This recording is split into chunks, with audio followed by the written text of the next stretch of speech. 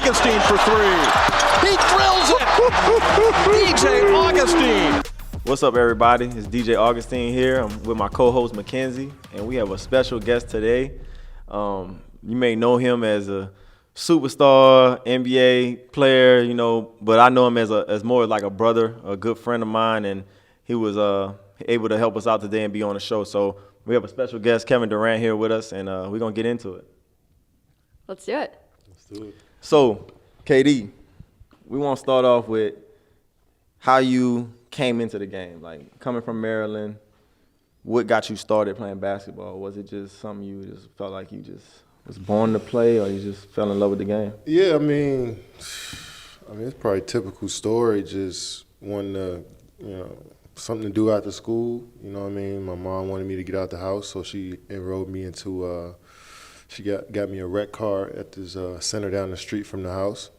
And when I first walked into the gym, I just fell in love. I just wanted to go back. So each day, I just got more and more excited about the game. So with the recreation center, like, was it somewhere that you just show your card and just show up and you just play for unlimited time, or was it? Yeah, it was more so like after school program. Yeah. We had so many activities from arts and crafts to field trips, but obviously the basketball court was the one that took my attention. So, we only had a few hours a day. We got out of school at about 3. I was there at like 4 o'clock, 4 to 5, 4 to 6, and I was, and each every couple months, I just was there longer and longer, and I just built up that love over time. Was it anybody there that kind of not pushed you, but kind of helped you hone in on your skills, or kind of help you develop? Yeah, we had back then in the community center, it was a real community. I think the directors of the community center really took care of the kids. They treated us like family, like their own kids. So no matter what, as soon as I walked into the gym, every kid, they wanted to teach them how to play. And I was the one that always came back more than my friends. So, it was constant learning and constant teaching in that recreational center, not just about basketball, but life in general, school, everything. But, like I said, I just gravitated towards the game. And so did you you went to Montrose, right? Mm-hmm. So was Montrose before or after Oak Hill? Montrose was after Oak Hill. I went to 4 different high schools. So my freshman year, I went to the local high school, and, then I transferred halfway through the year, and then I ended up at Oak Hill my junior year, and then my senior year I went to Montrose Christian. Okay. On the way over here, I found out we have another Oak Hill. I went to Oak Hill. Yeah, what? Yeah. So when I know that you obviously went to Oak Hill. I was like, I have to ask him, because it's the fact you don't come across people who went to Oak Hill in mouth of Wilson, Virginia, where there's nothing around it. Absolutely nothing. There's absolutely nothing except our little bookstore, food store that you go to after class for an hour, and then you get sent to your dorm. They have practice. And the boys and the girls are separated on opposite sides. Yeah, you bring it back. The campus. I never met anyone that went to Oak Hill outside of that didn't play basketball. Like, everybody I see has always been basketball players since I left Oak Hill. It's crazy to see that. Yeah, I went there for a year. So I was there. My junior year was Brandon Jennings' senior year. So that's when. So he's younger than us, right? Yeah. Yeah, that was what, 09, 08? It was the 07, 08, yeah. Yeah, I was there 05. Yeah, that was a crazy time. Oak Hill is very isolated, you know what I mean? It was literally in the middle of the woods, nothing else around. The nearest gas station was about 30, 40 minutes away? Yeah, nothing. Literally nothing. So it was just all hoops. I think once I went there, I really took off as a player. What was it like playing for that team? I know you guys had Steve Smith. Yeah. Ty Lawson. You had so many future NBA players. Yeah. What was it like playing? Coming from home, coming from D.C. and not playing on the national stage like that, and then going to Oak Hill, and we had a national schedule. We played out in Portland for a Christmas tournament. We played here in New York for a tournament, which aired on ESPN. That was the first time people kind of seen me play. So if it wasn't for that experience, I don't know, where I'd be at this point, because, having millions of people watch you for a game and you play well, that takes your stock up. So Oak Hill was a huge stop in my career. And I know we played in a McDonald's game. What was that feeling like, getting invited to that game? Because I know for me, that was I mean, before you go to the NBA, the McDonald's is like the first thing you want to accomplish. So like, what was that like for you getting invited to that game? It was sweet. You know, since I was probably about 11 years old, I was watching those games and wanting to be a part of it. And then to get your name called and, you know, the excitement around it, you know how that feels. And then once you committed to Texas and I knew you was going in the game, it made me even more excited that we was going to get a head start on our relationship too. So it was one of those moments that I always think about, and it feels like it yesterday when it happened. You know? Yeah. So, I mean, that's funny you brought that up because, you know, people ask me all the time, they you know, if I do interviews and stuff, they might ask me something about you, right? And so they ask me, what's one thing about Katie, you know, blase. And I be like, man, first time we met and we went on campus, our first day on campus at UT, before we made our beds and our dorms, he was like, let's go to the gym and work out. Like, and he's been that same way from day one. So what was that experience like walking on the University of Texas campus for the first time, being away from your family, your mom, your brother, everybody, and basically being a man, you know? Man, it was a culture shock because the day before I got there, I had graduated from high school. So, like, literally the next day I was on a plane by myself to go to Texas for the whole year. You know what I'm saying? So everything happened kind of fast. And, you know, that's back then where now I see a lot of kids coming to college, their whole family moved down to the city. My mom's she left me, I had to catch a cab to the airport, and but she made sure I was there. But it was just such a culture shock coming from graduating with like 13 kids in my senior class to having 50,000 students and seeing a new person every day. You know what I'm saying? Yeah. So it was different. But I had y'all, and we always stuck together, and like that bond we formed from day one is something that like has never be broken. You know what I mean? It was special. Yeah, I mean, I don't think people realize like a college campus for like kids coming straight out of high school is very intimidating. Like at UT, it was like it's times 10. I can only imagine. Yeah, I mean, we had to catch buses to get to classes. That's how big the campus was. So, I mean, it was like and it's on top of that, it's a football school, so we had to really like earn our way into people's hearts there. You know what I'm saying? Like we wasn't expecting packed crowds at our games or people to know us in class, or like we came in with a nice humble approach, and I like that too. Yeah, that's definitely dope because like you said, UT is like Texas in general. Yeah. All they care about is football for the most part. Yeah. So to be able to do that, and I think also coming in with a humble approach is. Yeah. And I mean, people didn't expect much from us. You know, a lot of us was highly ranked coming out of high school, but I think we had a pretty good freshman year. You know, we started 4 freshmen and 1 sophomore, and we lost in the first round of the second round of but just that whole season we were always like trending up, you know what I'm saying? Like we were the youngest team in the country, it felt like that was the first time like the one and done rule had just came in, so like majority of the guys in our class had to go to college, and like we had so many freshmen that year that were doing well, but our team just kept growing and we ended up like top 15. I think. For sure. So what was that like for you, like on an individual level, doing the things you did your freshman year? Like you said, you didn't know what to expect coming into that. You didn't know, I know Coach Barnes, he didn't guarantee us anything as far as playing time. For the things you did as a freshman in college at UT on that level, when you look back, what do you feel like? I didn't imagine doing none of that. Yeah. I didn't come into me. I was just seeing what was gonna happen. So like to come in and average that many points and, get awards and have so many people, know what Texas basketball is about, like it happened too fast. You know what I'm saying? It felt like I didn't really get to enjoy college because it was just like I felt like a superstar early on, you know what I mean? But I had a lot of fun, and it was one of those things where I needed that experience to help me get to where I am as a player today. You know what I'm saying? Without y'all, like y'all put me in position every game to be successful. And without having a young team around me that were growing at the same time, I don't think, I had that success. Any other school, I don't think I'd have had that success. Texas was the perfect spot and the only spot I could do that at. And that's one thing. That's like, he's so humble, like, and I remember, I'll give you another story about KD to talk about how humble he is. He was playing amazing, breaking records, leading the country in scoring, and what magazine was it? Slam. It was like Dime magazine. It's not even around right now. they wanted KD to be on the cover, but KD was like, I'm not doing the cover unless my teammates are on it with me. And they ended up putting all of us on the cover of the magazine. I got that cover back there somewhere. I'll show y'all after we done.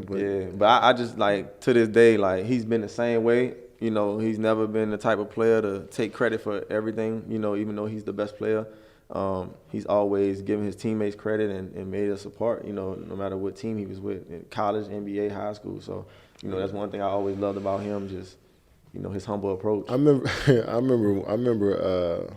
Coach Barnes was tough on us, especially you and I. Yeah, for sure. I remember I was on a bus and we were going down to Baylor, and I was playing bad. I had a bad stretch. We had lost to like Villanova, but you were like cooking. Like you was playing well this time. You had reached your peak. I remember he pulled me to the front seat. Was like, yeah, you know they talk about you going first round. You see that guy back there talk about DJ? He's like, you need to start playing with that toughness. And after he told me that, we started watching film a little bit more, and he started locking in with me more. And then I started paying attention to DJ, and I'm like, his focus and detail to just about everything in his life is the reason why we so tight. And he's such a leader, and it's the reason why he still has a long career in the NBA. So like, and at that age, kids don't do that. And I wasn't doing it. Like I wasn't that focused. I like being in the gym, and I like messing around in the gym, but to have that structure and everything that DJ did was like the focus that he had. We all took from that, even though we ain't said everybody wanted to follow me because I was popular, but we followed DJ that year. You know what I mean? So, you know, that was, like I said, that was a huge part of my journey. Yeah. Just because you brought up his humble nature, where do you think that stems from for you personally? I mean, the truth of the matter is I play a team sport. I mean, we play a team sport. I'm a huge part of it, and I score a lot of points. And I'm not going to shy away from what I do because that's just what we do. But, I mean, without the other parts and working together, I couldn't have any success as a basketball player. I mean, that's just the nature of it. I mean, I've been blessed with length and height, and, you know, I had so much support and so many teachers to help me with this game. So it's not just myself. You know, I wasn't out here by myself doing anything. So give credit where it's due, but I know when I had some great games as well. Though. And his mom is great. Like she you know, she raised him well. You know, Miss Wanda, you know, I've been around her a lot. She doesn't play games, you know, when it comes, and it shows through him, you know, and the kind of person he is today. But you know, like he said, when we was at Texas, like it was just like a shock to all of us, but we had each other. And that's how we formed like a brotherhood. You know, me, KD, Matt Hill, who coaches with Atlanta now. He was in Orlando too. A couple years back. Yeah. And I could go on. We just had this tight brotherhood, and we went through everything together, and we had each other. You know, and you know that was special times. Man, I still think about those days. Yeah. Though you've had such an epic and successful career thus far, do you ever wish you could have just stayed in college a little bit longer? Yes, especially that next year because they had went to the Elite Eight, and I'm just like, I'm watching that run. It was time for him to go. I knew it was time for me to go, obviously, but I'm like, I love playing with them so much and being around campus and coach and just the whole atmosphere. I was just like, you know, glued to the TV that next year and wishing I was a part of that group because we had a good chance if I was still on that team, and like to make it to the Elite Eight. And to see them almost make it to the Final Four, that was special. Yeah, I mean it's tough, you know. You like we've been talking about, you build this bond, but at the same time, you got to make the best decision for yourself. Yeah. You know, and at the time, it was just best for him to, you know, he accomplished everything in college. And then DJ came right afterwards. That next year he was out of there too. So I couldn't. It was nothing I could. If I had to come back, then I would have to repeat everything I did that last year times 10 to, you know. It was perfect storm, man. Yeah. That era of Texas with Coach Barnes, like, man, that was. Yeah, we can go on and on all day. For sure. But now let's talk about, you know, okay, you get drafted, obviously high. We knew he was gonna be first or second pick. You go to OKC.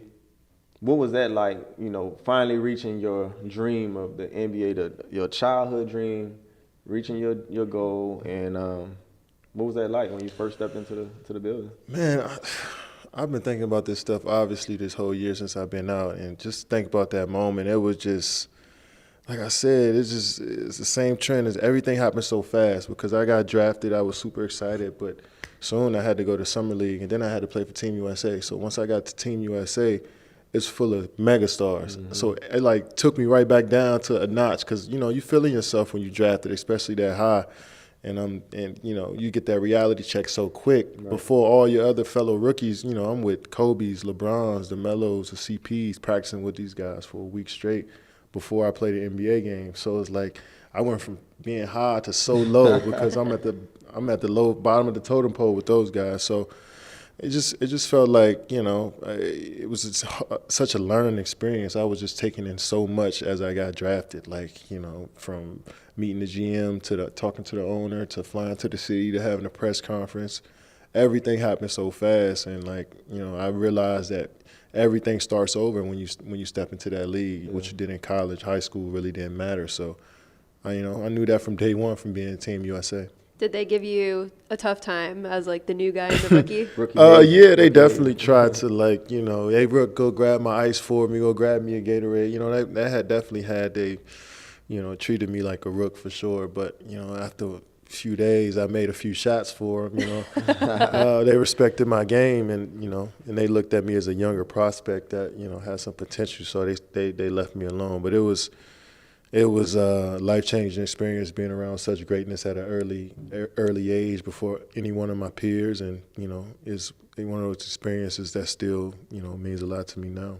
Yeah, DJ thinks rookies get it easy these days. They definitely do. They got it easy. They definitely do. Absolutely. Why? I don't understand why that's changed. I mean, look at the oldest player on the team now. What is he, about 26, like on average? Yeah, well, DJ's the oldest one. He's probably the only guy in his 30s on the 32, team. And then it dropped to like 28, 28, 27. That's what I'm saying. So when I came in, who was your vest when you came in? When I came in, I had Jason Richardson, Gerald Wallace, Raymond Felton, Sean May. I had a bunch of older guys. Dudes that was in college for 4 years. Yeah. You know what I'm saying? Now you got guys in the league who've been in college for a year, and they in their ninth year at like 26, 27. Mm-hmm. You know what I'm saying? So like, it's just a younger bunch. It's different. It's different times right now. Do you think it's strange almost how like young everyone is now in this league when you look back now as the older guys? I don't think so. I mean, when you think about it, like I was 19 when I got drafted. Me too. So that's pretty young. Yeah. And I was playing with guys that was, like KD said, back then, you had at least 4 guys that was in their 30s, with families and stuff. Yep. So I'm 19 and I'm playing with guys that's got kids, and it was just like, man, how do I interact with this guy, And so now it's a lot different. Like, it ranged from 19 to 22, 23 is the oldest, and then it jumped to 30 maybe. What's it like to be on the opposite end of the spectrum now when you think about it? To be the older guy? Yeah, to be on the opposite side. It's pretty cool because you got a lot of knowledge over the years and a lot of experience, and you see a lot of rookies come in with no experience and knowledge at all, and you can just, groom them and teach them as you see fit. And see the growth in your teammates is definitely fun. I started realizing that once I was probably 8th, 9th year in the league, that I'm a vet now, and what I do, I can give back to the younger players. So it's one of those things where you got to really take a step back and realize that you're getting older. You know what I mean? Because you try to hold on for so long, but it's definitely cool to get that information back to the younger generation. Yeah, I bet. For sure. So so now you're in OKC. Mm-hmm. Y'all, it was an expansion team when you basically Seattle to OKC, right? Yeah. I mean, we had a fresh rebrand. Everything from jerseys to everything was new. Yeah. What was that like going from that to now? You guys are playing in the NBA, the conference finals against, the NBA finals. Yeah. Once again, everything happened so quick for us. We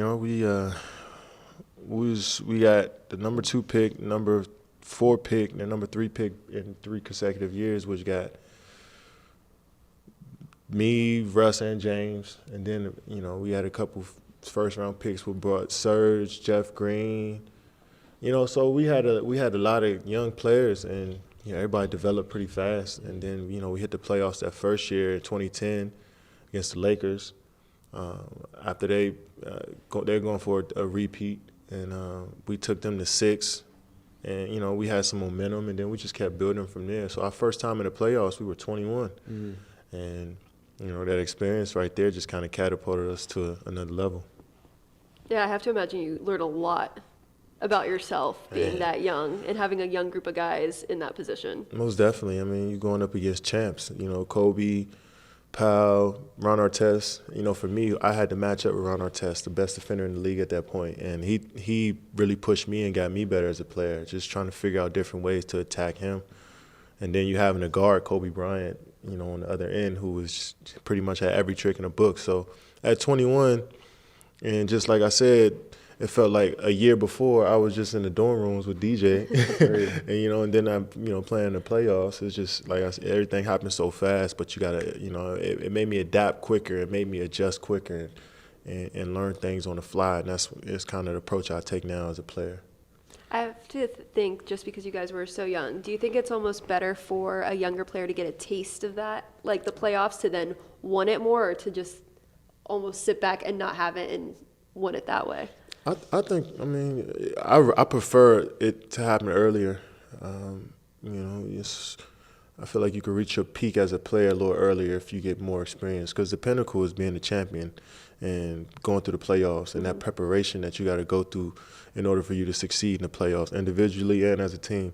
So the earlier, you know, the more seasons you get. We are like students, you know, and this is a big class playing in the NBA, I guess, on basketball. So, you know, more experience you get earlier, the better. Yeah, I mean, like KD said, like the earlier the better. I believe, you know, because I also believe that because you can't pick where you get drafted. Sometimes guys are drafted into bad situations, losing teams, and sometimes you can get adjusted to losing, and it becomes a part of you. And so you're okay with not making the playoffs and just going home in April and relaxing and chilling. You know what I'm saying? Because life is good. I mean, you're making millions of dollars and you play meaningless basketball and you get 3 months to chill and you know, just do your thing. So, yeah, you can definitely fall. Like you said, you could definitely fall into losing habits, losing mentality. Yeah. And when you get that taste of the playoffs, it's a totally different animal. You know, the intensity of the games, the further you go, it makes you want to get back there the next year, you know, and it's an amazing feeling. So I think the earlier the better. Some guys never make guys never play in the playoffs. No. That's crazy to me. I had a couple teammates that never played. They maybe had one playoff run in like their 12-year careers, like, you know, and that's. Wow.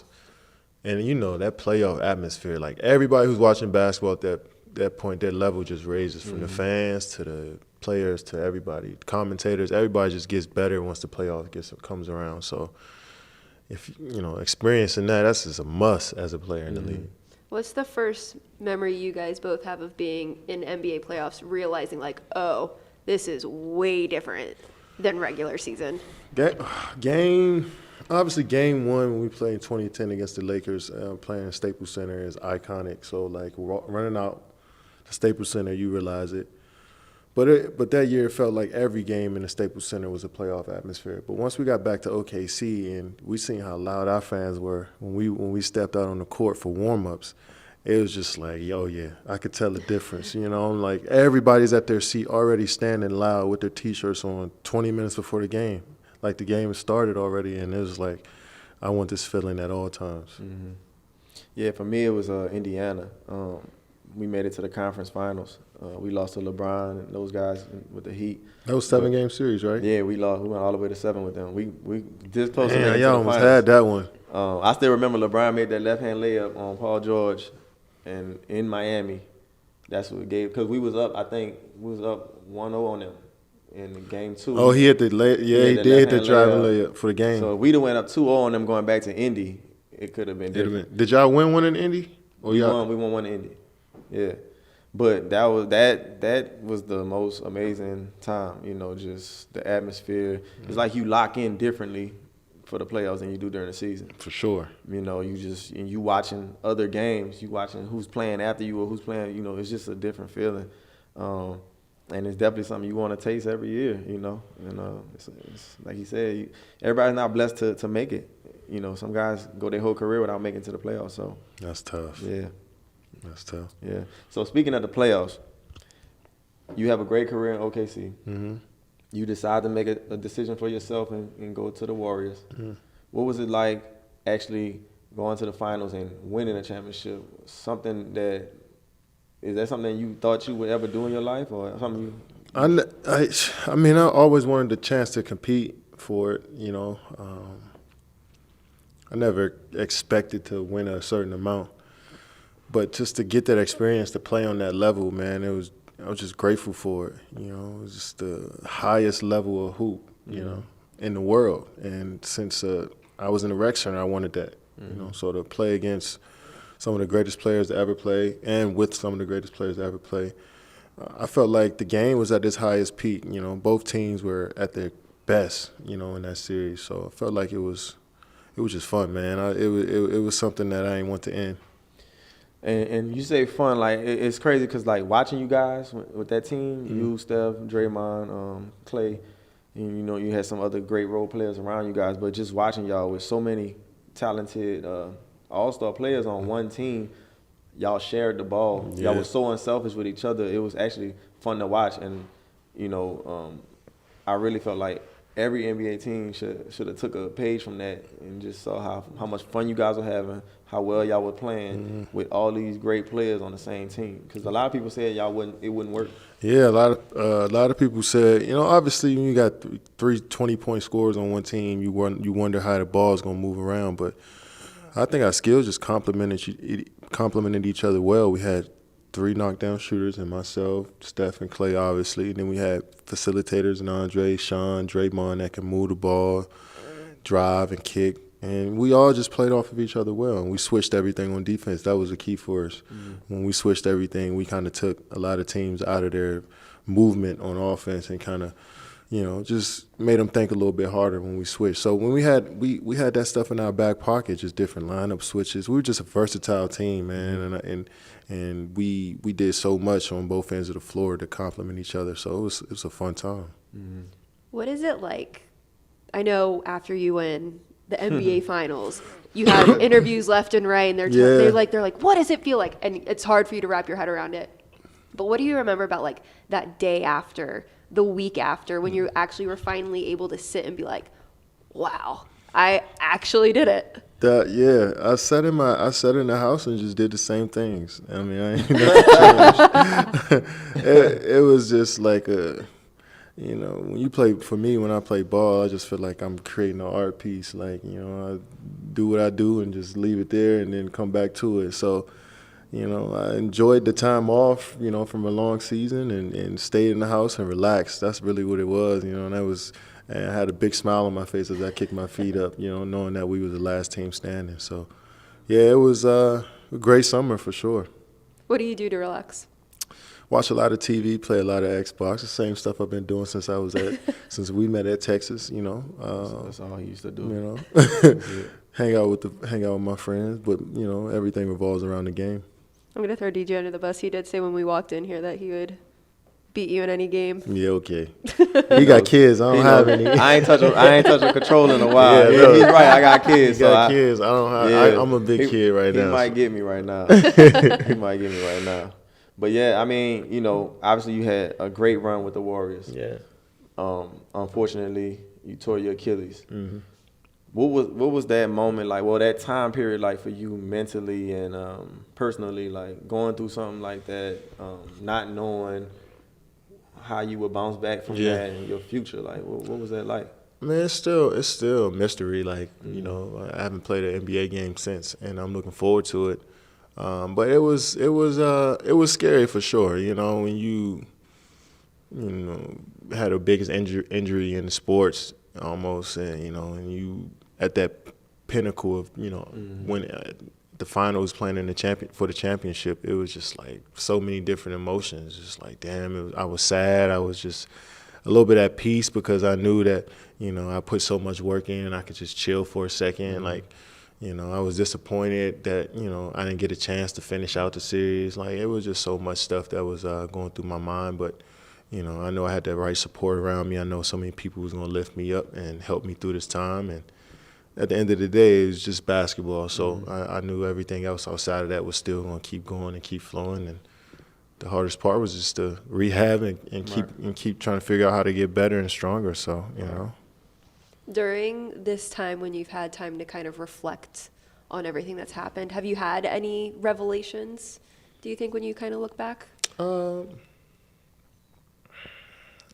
Not really. I mean, not really. I'm just trying to take it a day at a time and enjoy where I am, and you know, keep doing the stuff that I've been doing. I mean, I felt like I was in a good place before I got injured mentally, as far as how I wanted to approach being in this life. You know, it's from all aspects. You know, I feel like I really found who I was. So just keep going and, you know, keep leaning on the people that helped me get here to this point. And try not to make any drastic changes to what I do. So outside of basketball, like what are some of the things that you know, I mean, we all see you doing a lot of ventures and different things you're doing with business. Like, what are some of the things that you're passionate about right now that you got coming up? Yeah, that's quick. I mean, we producing a couple shows. We got the Stephon Marbury documentary that we doing that I'm really excited about. We executive produce. I got a media company called 35 Ventures where we got a show on ESPN. We got a show on Apple TV coming up here soon. So just producing content, telling stories around the game of basketball in my unique way. I'm investing in tech, you know, being out in the Bay Area really rub some shoulders with some of the, you know, the most important people in the tech world when it comes to, you know, pushing our future forward. So just getting educated in different areas outside of the game is what I've been trying to do the last few years. Where did your interest in media come from? Because I know you were credentialed by the Players Tribune, were you not? Yeah. For the Super Bowl? Yeah, I mean, yeah, I took photos. I was on the sideline for that. I mean, I like hearing and seeing authentic stories around the game that show what these athletes are about on a deeper level than just, you know, what they produce out on the field. I like to get into their mind when they're doing some of this cool stuff, you know, what they're thinking about. Every athlete has a different story and a journey, and there's so many athletes out here that we can tell nonstop stories around. So, you know, just try to do my part and spread the gospel, I guess, you know, because there's so much good that comes out of team sports and the camaraderie and togetherness that comes out of it. I want to tell that story. I love it. So this is my final question, bro.